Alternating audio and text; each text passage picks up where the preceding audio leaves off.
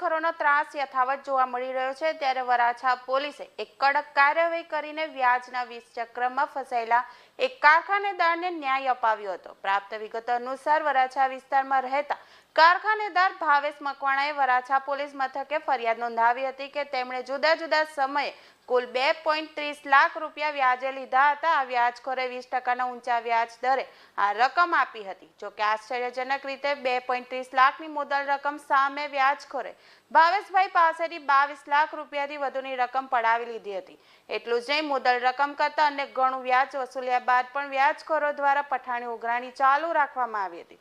વ્યાજખોરના ત્રાસથી કંટાળી ગયેલા ભાવેશ મકવાણાએ અંતે પોલીસનો આશ્રય લીધો હતો। ભાવેશ મકવાણાની ફરિયાદના આધારે વરાછા પોલીસે તાત્કાલિક કાર્યવાહી હાથ ધરી હતી।